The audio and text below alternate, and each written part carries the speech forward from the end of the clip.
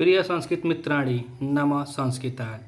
Are के education study में आप सभी मित्रों का हार्दिक स्वागत अभिनंदन करते हुए आज हम प्रश्न उत्तरी के श्रृंखला में एक नई श्रृंखला पे फिर आज हम लोग चर्चा करते हैं। यूपी टीजीटी, एलटी, पीजीटी या संस्कृत प्रतियोगी परीक्षा के से तैयारी, जो संस्कृत विषय में आप तैयारी कर रहे हैं, तो आप किसी भी परीक्षा की तैयारी कर रहे हैं तो यह आप लोगों के लिए ज़रूर ही उपयोगी क्लास होगी, विशेष करके एलटी और टीजीटी के लिए। जो यूपी टीजीटी के भाई बहन है या एलटी में जो फार्म डाले हुए हैं, सबके लिए उपयोगी क्लास है।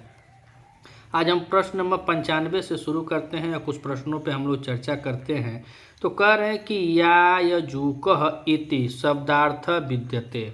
यायजूकः शब्द का अर्थ होता है यात्राशील होता है कि भ्रमणशील होता है कि दुराचारी होता है कि यज्ञशील होता है। तो यहाँ पे यायजूकः जो शब्द होता है उसका अर्थ देखा जाए तो यहाँ पे यज्ञशील होता है। प्रश्न नंबर 95 में विकल्प हमारा डी सही होता है, यज्ञशील।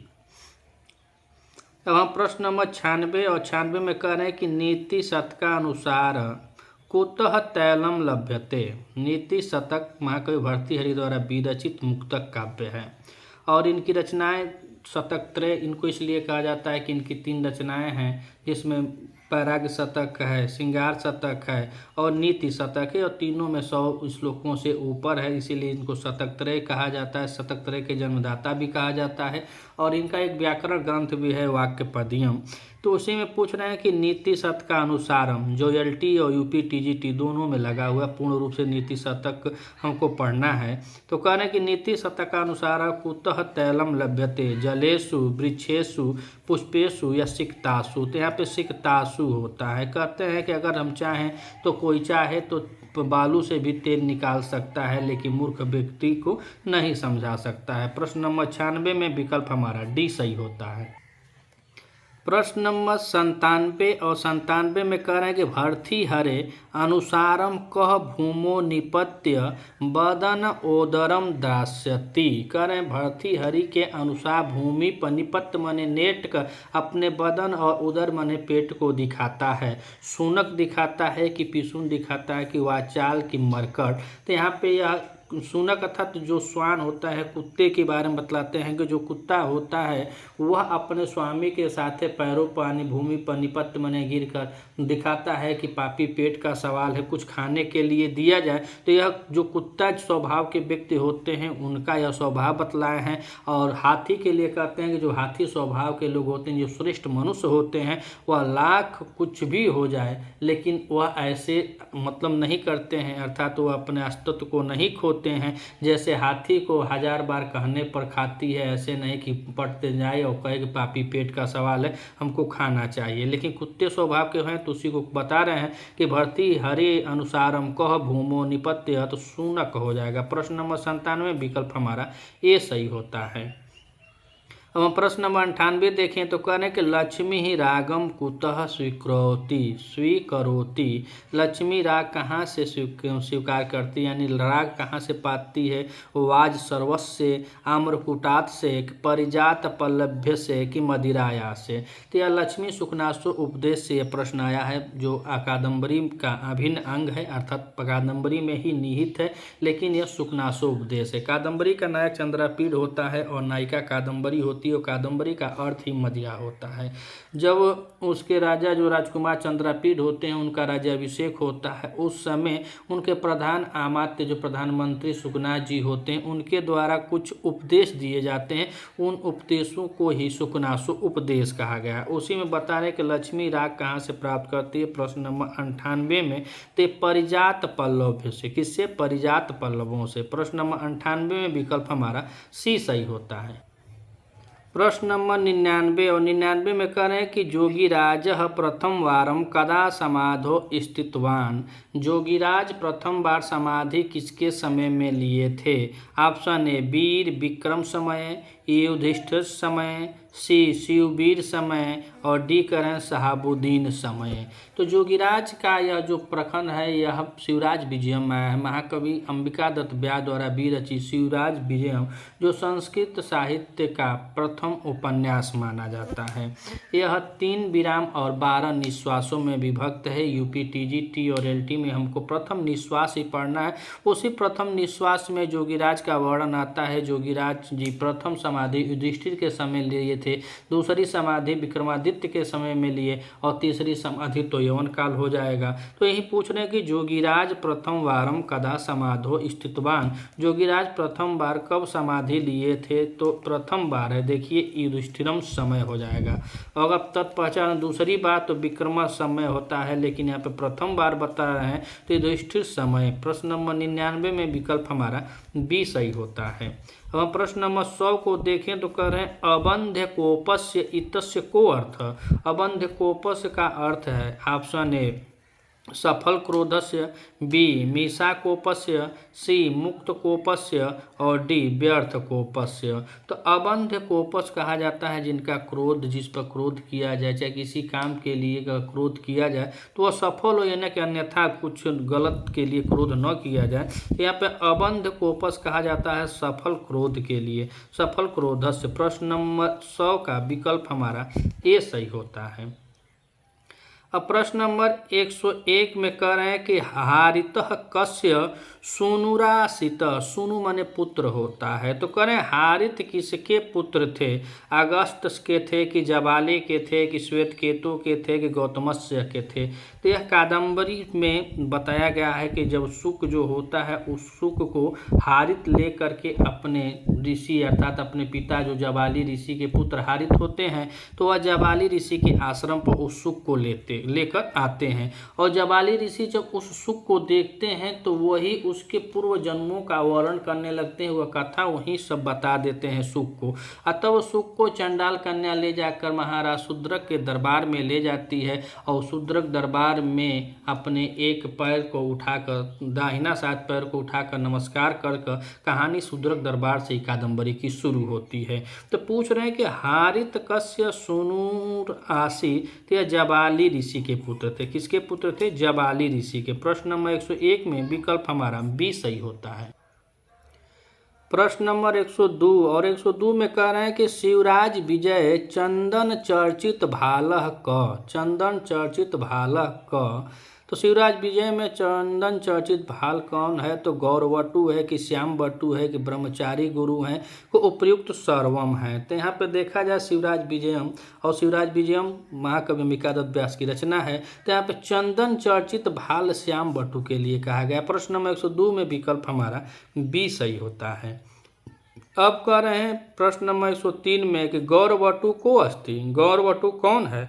एवं युवकस मित्र है कि ब्रह्मचारी गुरु वटु है कि हनुमान मंदिर पुरोहित है कि रघुवीर सिंह से गुरु है? तो यह ब्रह्मचारी गुरु वटु होता है। जो ब्रह्मचारी गुरु होते हैं उन्हीं के दोनों शिष्य होते हैं गौरवटु और श्याम बटु, और यह जागीरदार खड़ग सिंह के पुत्र होते हैं। गौरवटु और श्याम बटु और दोनों आकर गुरु जी के यहाँ रहते हैं, ब्रह्मचारी गुरु जी के यहाँ, और इन्हीं की वह बहन होती है जिसको गौरवटु यवन युवक से बचाता है, जिसका नाम सवर्णी होता है।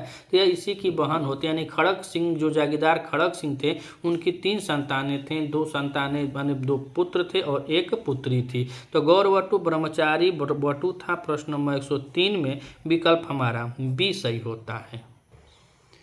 प्रश्न नंबर 104 और 104 में कह रहे हैं कि छाएव मैत्री खल सज्जना नाम अत्र को अलंकार। छाए यानी छाया, इव मैत्री यानी छाया के समान जो मैत्रिता होती है वह किसके साथ होती है? तो खल सज्जना नाम जो दुष्ट लोग होते हैं उनके साथ। तो कह रहे हैं कि अत्र को अलंकार, इसमें कौन सा अलंकार है? तो इसी को अब तोड़ेंगे, छाया इव जब करेंगे तो अपने से आ जाएगा कि उपमा अलंकार है। प्रश्न नंबर 104 में विकल्प हमारा सी सही होता है। अब हम प्रश्न नंबर 105 में देखें तो 105 में पूछ रहे हैं कि शाकुंतलेः सानुमति प्रवेशः कस्मिन् अंके वर्तते। अभी यहाँ शाकुंतल महाकवि कालिदास द्वारा विरचित श्रृंगार प्रधान नाटक है, श्रृंगार रस प्रधान नाटक है। इसमें जो रानी जो शकुंतला होती हैं वह शकुंतला और दुष्यंत के प्रणय कथा का वर्णन है और ये 7 अंकों में है और 7 अंकों में इनके गंधर्व विवाह, इनके प्रेम, काम, उद्दित इत्यादि सब कुछ बताया गया। चौथा अंक बहुत इंपॉर्टेंट है जिसमें विदाई उदाई के बारे में बताया गया है, जिसमें कर्ण ऋषि बहुत हार्दिक हो मतलब हृदय से बहुत मार्मिक वेदनाओं को बताते हैं। तो बहुत इंपॉर्टेंट वो अंक है चौथा अंक जो हमको पढ़ना है। चौथे अंक को जिसको विदाई अंक कहा जाता है। तो अभिज्ञान शाकुंतल का उपजीव्य अगर देखा जाए तो यह महाभारत के आदि पर्वों में शाकुंतला पाख्यान में भी इसका वर्णन मिलता है और उसके बाद स्वर्गारोहण में भी इसका वर्णन मिलता है। प्रश्न नंबर 105 में कह रहे हैं कि शाकुंतले सानुमति प्रवेशम। तो यह चतुर्थ अंक में विदाई होती है। 5वें अंक में बातचीत होती है सारंगो सारदत्त और राजा, जिसमें यह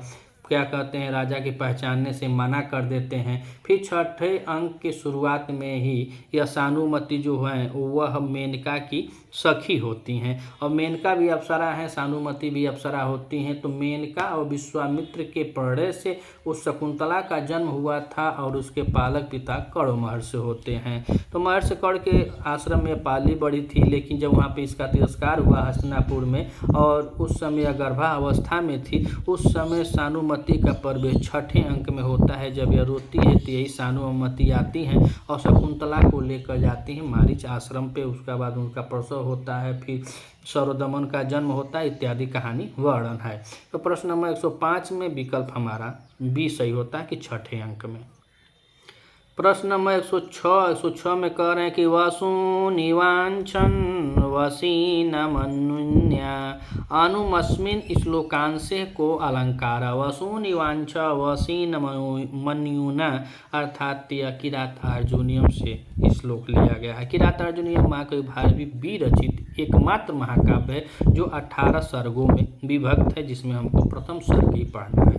प्रथम सर्ग में कुल 46 श्लोक हैं, 44 श्लोकों तक वंशस्थ छंद है, 45वें में पुष्पिताग्रह है और अंतिम में मालिनी छंद है। और यहाँ पे पूछ रहे हैं कि वासुनि वांछन वसी नमन्या अर्थात प्रश्न नंबर 106 में अलंकार पूछा गया है। तो वर्णों की बार बार वसुनि वांछन वसी तो अनुप्रास अलंकार होता है। वर्णों की बार बार आवृत्ति वसुनि वांछन वसी तो अनुप्रास अलंकार है। प्रश्न नंबर 106 में विकल्प हमारा ए सही होता है।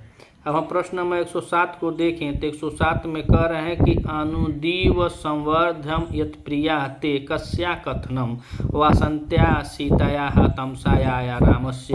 अर्थात यह प्रश्न जो आया हुआ है यह उत्तर रामचरितम से है। उत्तर रामचरितम महाकवि भवभूति विरचित करुण रस प्रधान नाटक है जो 7 अंकों का है। वैसे भवभूति जी की 3 रचनाएं मिलती हैं और तीनों रचनाएं नाटक हैं। जैसे महाकवि भास या आदिकवि भास कहा जाए तो वह भी नाटककार हैं, आदि नाटककार के रूप में उनका 13 नाटक मिलता है। वैसे ही भवभूति जी के भी 13 नाटक माफ कीजिएगा 3 नाटक ही मिलते हैं। मालती माधवम है, महावीर चरितम है, उत्तरम चरितम है। और इम्पोर्टेंट यह है कि इनके नाटकों जो नाटक हैं वह विदूषक रहित हैं, इसमें विदूषक का अभाव है। तो अनुदीव समर्थवर्त्य प्रीत्या ते कस्या कथनम। प्रश्न नंबर 107 में यह वासंती का कथन है। आखिर में जो हमको पढ़ना है तृतीय अंक जो छाया अंक में उसमें वासंती हो राम के बीच में ही वार्तालाप होता है, क्योंकि भागीरथी की आशीष से माता सीता दिखाई भी नहीं देती हैं और तमसा भी रहती हैं, लेकिन वहाँ पे वासंती और राम जो एक दूसरे को देख सकते हैं, इसके अलावा और कोई नहीं उनको दिखाई देता है, जबकि वहाँ पे 4-5 लोग होते हैं। तो वहाँ पे पूछ रहे हैं कि अनुदीव समर्थक, यहाँ पे वासंती का कथन है। प्रश्न नंबर 107 में विकल्प हमारा ए सही होता है। प्रश्न नंबर 108 कर है क्वचिद मरीणानि विध्यन्ते क्वचित तुलसी वनानि छिद्यन्ते इदम कस्य कथनम। देखिए यह कथन से भी आ रहा है, कौन किसका कथन कहा है, कौन किसका वक्ता है, कौन किसका श्रोता है, यह भी हमको ध्यान में रखते हुए जाना है। जबकि यह गद्य है और गद्य के अंतर्गत भी देखिए कथन पूछ रहा है कि ब्रह्मचारी गुरु का है कि जोगीराज जी का है कि श्याम बटु का है कि गौर बटु का है। तो क्वचित मंदिराणि विद्यन्ते क्वचित तुलसी वनानि छिदन्ते, यह ब्रह्मचारी गुरु कहते हैं कहाँ, शिवराज विजयम में। प्रश्न नंबर 108 में विकल्प हमारा ये सही होता है, ब्रह्मचारी गुरु। प्रश्न नंबर 109 और 109 में देखिए बहुत इंपॉर्टेंट प्रश्न है। कादम्बर्याः प्रारंभे बाणभट्ट कति श्लोकान रचितवान। कह रहे हैं कि कादम्बरी के प्रारंभ में महाकवि बाणभट्ट ने कितने श्लोकों की रचना की है। जैसे मंगलाचरण वगैरह होता है तो एक दो श्लोक आ जाते हैं मंगलाचरण, तो यह मंगलाचरण के अलावा भी यह 20 श्लोक कम से कम लिखे हुए हैं, उसके बाद कादम्बरी को शुरू किए हैं। तो ऑप्शन दे रहे हैं कि 10 श्लोक हैं कि 15 कि 20 कि 25। तो हमने बता ही दिया कि 20 श्लोक के बाद कादम्बरी को प्रारंभ करते। कादम्बरी भी जो है उसकी विधा देखा जाए तो कथा मुख विधा उसकी है, और कथा मुख के साथ यह भी दो भागों में विभक्त है, पूर्वार्ध भाग और उत्तरार्ध भाग। माना जाता है कि पूर्वार्ध भाग में बाणभट्ट द्वारा विरचित है, उत्तरार्ध भाग इनके पुत्र पुलिंद या घोषा भट्ट के द्वारा विरचित है। तो कादम्बरी के प्रारंभ में बाणभट्ट जी अपने पूर्वजों, कवियों इत्यादि सबके जाति वंश इत्यादि सबका उल्लेख करते हुए यह कुल 20 श्लोकों की रचना करते हैं। प्रश्न नंबर 109 में विकल्प हमारा सी सही होता है। प्रश्न नंबर 110 और 110 में कह रहे हैं कि प्रणम्य एषः विशेषामः इत्नेन कः प्रणम्य, मतलब प्रणम्य ऐसा विशेषाम इतनेन यह किसके द्वारा कहा गया, प्रणम्य क्या है, तो ब्रह्मचारी गुरु की, जोगीराज की, सूर्य की, गौर वटु। तो प्रश्न नंबर 110 में देखा जाए तो प्रणम्य ऐसा विशेषाम इतनेन क, तो सूर्य का प्रणाम किया गया। अतः एक प्रश्न और भी बनता है कि अगर शिवराज विजयम से प्रश्न आता है कि शिवराज विजयम का शुरू का समय क्या होता है, तो जब शिवराज विजयम जब शुरू होता है तो वह भगवान सूर्य के उदय के साथ ही शुरू होता है। तो इसमें भी यह प्रश्न बहुत इंपॉर्टेंट है। और कह रहे हैं कि प्रणाम एवं विशेषता, तो सूर्य के लिए प्रणाम करते हैं। प्रश्न 110 में विकल्प हमारा सी सही होता है। अब प्रश्न नंबर 111 में कह रहे हैं कि स्त्रीलिंगस्य रूपम नास्ति, स्त्रीलिंग का रूप नहीं है। अब यहाँ पे कौन सा रूप नहीं है, तो स्वसु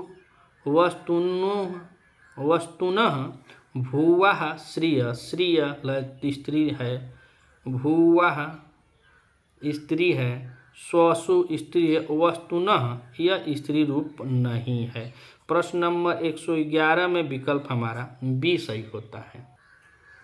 प्रश्न नंबर 112 और 112 में कह रहे हैं कि विधि लिंग लकारस्य रूपम अस्ति, विधि लिंग लकार का रूप है, तुध्वम है कि तुद्धेवम है कि तुद्धवे है कि तोयस्थध्वे है।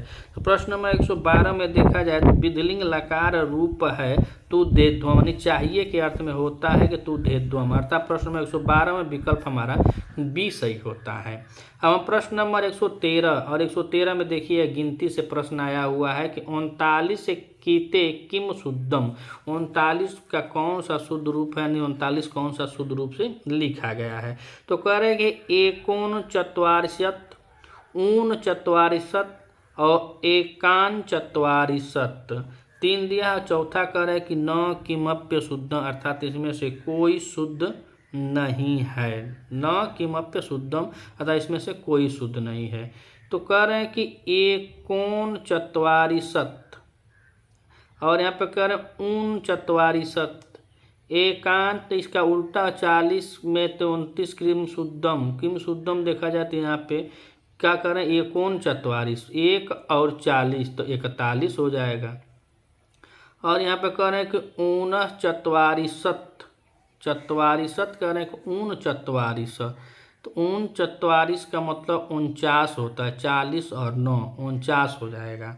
और यहाँ पे कह रहे हैं एकानचत्वारिशत्, एकानचत्वारिशत् कह रहे हैं कि इसमें तो 44 में 40 एकान फिर 41 हो जाएगा। तो यहाँ पे विकल्प हमारा डी सही होता है, न किमप्य शुद्धम, कोई शुद्ध नहीं है 39 में। प्रश्न नंबर 113 में विकल्प हमारा डी सही होता है। प्रश्न नंबर 114 और 114 में कह रहे हैं कि त्रिगुरु क गण भवती। त्रिगुण में गण कौन सा है? मगड़ है कि नगड़ है कि यगड़ है कि सगड़ है? तो त्रिगुरु का गण अगर देखा जाए प्रश्न नंबर 114 में तो यह त्रिमगढ़ होता है। कौन सा होता है? मगड़ होता है। प्रश्न 114 में विकल्प हमारा ये सही होता है। हम प्रश्न नंबर 115 को देखें तो 115 में कह रहे हैं आह इतस्य को अर्थ।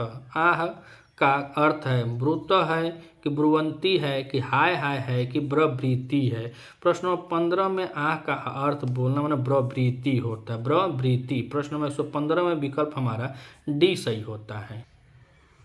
प्रश्न नंबर 116 में कह रहे हैं बहुवचनांत नास्ति। बहुवचनांत नहीं है। कौन सा नहीं है? ब्रुवते ददती, आहु दूहते, चोरेत दुग्ध, दोहे दूहिया। बहुवचनांत नहीं है। तो हमको तो लग रहा है कि इसमें से ब्रुवते ददती बहुवचना, आहु दूहते, दोहे दूहिधा यही बहुवचनांत नहीं है। प्रश्न नंबर 16 में विकल्प हमारा डी सही होता है। अब हम प्रश्न नंबर 117 को देखें तो 117 में कह रहे हैं गो प्लस इंद्र गवेंद्र इत्रत्र क संधि। गवेंद्र में कौन सी संधि है? पूर्वरूप संधि है कि पररूप संधि है कि गुण संधि है कि नित्यावादान संधि के बारे में बता रहे हैं कि यह संधि है। तो यहाँ पे गो धन इंद्र गवेंद्र और गवेंद्र में देखा जाए तो नित्यवागान देश संधि है। प्रश्न नंबर 17 में 117 में विकल्प हमारा डी सही होता है। प्रश्न नंबर 118 और 118 में कह रहे हैं कि तमसायाः कथनम नास्ति। तमसा का कथन नहीं है। ऑप्शन ए स्थानीय वाक्य निवृत्ति मोहश्च, बी कह रहे हैं प्रणय एवं व्यवहारति सुखश्च, सी कह रहे हैं तक्त ईदम कर्मानुष्ठतम और डी कह रहे हैं शोक क्षोभे च हृदय प्रलापरेव धार्यते। तो प्रश्न नंबर 118 में तमसा का जो कथन नहीं है वह है तक्तिक मिद कार्यम अनुष्ठतम, यही नहीं है। प्रश्न नंबर 118 में विकल्प हमारा सी सही होता है। प्रश्न नंबर 119 और 119 में कह रहे हैं गृहीतः संदेशः इति वचनेन सारंगः महेश कर्णवातः कीदृशं संदेशं गृह्णाति। गृहीतः संदेशः इति वचनेन यानी कि ग्रहण करने के योग्य वचन जो बोलते हैं सारंगों को महेश कर्णवती वह कौन सा है? तो ऑप्शन ए करें कि सामान्य प्रतिपत्ति पूर्वकमीयम द्वारेषु दृश्यात्वया है, बी करें शुश्रु गुरून कुरु प्रिय सखी वृत्तिम सपत्नी जने, सी करें मम विरहजाम न त्वं वत्से सूचम गणस्यसि और डी करें उपयुक्त सर्वम। तो उपयुक्त सर्वम नहीं है और यह दोनों श्लोक तो महेश कर्णव को बोले हैं अपनी पुत्री की विदाई करते समय शकुंतला को, और ऊपर वाला जो श्लोक है यही वहाँ पे आएगा। यानी प्रश्न नंबर 119 का विकल्प हमारा ए सही होता है। प्रश्न नंबर 120 और 120 में कह रहे हैं कि छाया आत्मापि प्रकृत सुभगो लप्यसते ते परवेशम इत्यत्र कस्य वर्णनम। यह मेघदूत का है और मेघदूत में कह रहे हैं यक्ष मेघ से कि हे प्रकृत सुभगो तुम्हारी छाया लप से उसमें प्रवेश करें, शीघ्र से ही उसमें प्रवेश कर जाएगी। और किसमें कर जाएगी? तो वह ऑप्शन कह रहे हैं कि निर्विंध्या में कि रेवा में कि गंभीरा में कि क्षिप्रा में कह रहे हैं कि क्षिप्रा यानी क्षिप्रा नदी में। अगर आप मेघदूत के श्लोकों का वाचन देखना चाहते हैं, अगर पढ़ना चाहते हैं तो हमारा एक चैनल है सानिध्य साहित्य जिस पर हम बोर्ड के माध्यम से एक श्लोकों की व्याख्या करते हैं। उसमें आप अपनी तैयारी और उसको पढ़ना चाहते हैं, अगर तैयारी करना चाहते हैं तो उस चैनल से आप जुड़ सकते हैं। सानिध्य साहित्य नाम है। तो उसमें बताया गया है कि यक्ष मेघ से कह रहा है कि हे प्रकृति सुभगो यानी जो प्रकृति से ही सुंदर हो तुम्हारी जो छाया रूपी जो शरीर है ना वह लप से गंभीरा में प्रवेश पाएगी। किसमें? गंभीरा नदी का वर्णन है वहीं पे यह कह रहा है। प्रश्न नंबर 120 में विकल्प हमारा सी सही होता है। अब हम प्रश्न नंबर 121 में देखें तो 121 में कह रहे हैं कि बिरला ही तेषाम उपदेष्टारः इत्रम तेषाम इतेन केशाम बोध। यानी यहाँ पे तेषाम से किसका बोध हो रहा है? प्रश्न नंबर 121 में कह रहे हैं कि उपदेश का नाम का हो रहा है कि राज्ञाम का होता है कि मंत्रीराम का हो रहा है कि लक्ष्मीराम का हो रहा है? तो विरला ही तेषाम उपदेष्टा में यह राज्ञाम का वर्णन हो रहा है। प्रश्न नंबर 121 में विकल्प हमारा बी सही होता है। प्रश्न नंबर 122 और 122 में कह रहे हैं कि सीताया कथनम नास्ति। सीताया का मानो सीता का कथन नहीं है। ऑप्शन ए यद भवतु तद भवतु, बी यथा कार्य हानि न भवतु तथा कार्यम, सी करें क्षण मात्रम अपि दुर्लभ दर्शनम जन्नम पश्यामि, और डी करें एतावदे वेदानि मम बहुतरम। प्रश्न नंबर 122 में जो कथन नहीं है सीता का वही हमको बताना है। तो यद भवतु तद भवतु ये कथन है। एतावदे वेदानि मम बहुतरम यह भी है। छत्र मात्र अपि दुर्लभ दर्शनम जन पश्यामि ये भी है, लेकिन यह वाला श्लोक इनके द्वारा नहीं कहा गया। सीता और राम जी के उत्तर जीवन यानी उत्तर कांड का जो पाठ का जीवन का वर्णन महाकवि भवभूति ने उत्तर रामचरितम में किया है, जिसमें भगवान के उत्तर काल के जीवन का वर्णन मिलता है। प्रश्न नंबर 122 में विकल्प हमारा बी सही होता है। प्रश्न नंबर 123 और 123 में पूछ रहे हैं कि किम कुर्मस्य भर व्यथा न वपुषि क्षमा न क्षिपते से यत, अत्र क्षमा पदस्य को अर्थ। ऑप्शन ए क्षमा हो कि बी कश्यप है कि सी पृथ्वी है कि डी व्यथा है। तो यहाँ पे क्षमा पद का अर्थ पृथ्वी से लिया गया है। प्रश्न 123 में विकल्प हमारा सी सही होता है। अब हम प्रश्न नंबर 124 में देखें तो कह रहे हैं याम चिंतयामि सततम मयि सा विरक्ता कस्य कथनम इदम। यह किसका कथन है? याम चिंतयामि सततम मयि सा विरक्त। तो कौन विरक्त हुआ था चिंता प्यार में? तो प्यार में धोखा खाए थे भर्तृ हरि जी। भवभूति जी नहीं, भारवी नहीं, भास नहीं, भर्तृ हरि जी के द्वारा कहा गया है। कस्य कथनम इदम भर्तृ हरि। प्रश्न नंबर 124 में विकल्प हमारा बी सही होता है। प्रश्न नंबर 125 और 125 में कह रहे हैं कृतज्ञता अस्य वंदति संपदः अत्र कर्तृम पदे किम। इसमें कर्तम पद कौन सा है? तो कह रहे हैं कि कृतज्ञता है कि अस्य है कि संपदा है कि वनेचरा है। प्रश्न नंबर 125 आज की श्रृंखला का यह अंतिम प्रश्न होगा। अगर आप इस चैनल पे नए हैं तो चैनल को सब्सक्राइब कीजिएगा। वीडियो अगर अच्छी लगे तो अपने मित्रों तक शेयर कीजिएगा। हम प्रतिदिन इस चैनल पे प्रश्नोत्तरी की क्लास को हम डालते रहते हैं, और इसमें आप तैयारी करना चाहते हैं तो अपनी तैयारी के स्तरों को भी आप भाप सकते हैं। प्रतिदिन इस क्लास में जुड़े 30-40 प्रश्न प्रतिदिन आप इसको देख सकते हैं कि कहाँ तक आपकी तैयारी का स्तर है। प्रश्न नंबर 125 कृतज्ञतामस्य वंदति संपदा अत्र कर्तृम पदे किम। तो ऑप्शन ए करें कृतज्ञता है कि अस्य के संपदा के वनेचरा है। तो यहाँ पे संपदा हो जाएगा। क्या हो जाएगा? संपदा हो जाएगा। प्रश्न नंबर 125 में विकल्प हमारा सी सही होता है। क्लास कैसी लगी आप कमेंट करके बता सकते हैं। कुछ गलत हो या सही हो उसके लिए भी आप कमेंट करके हमको सजेशन कर सकते हैं। लेते हैं विदा। आज इतना ही। कल फिर से कुछ नए प्रश्नों के साथ मिलते हैं। तब तक के लिए नमः संस्कृताय।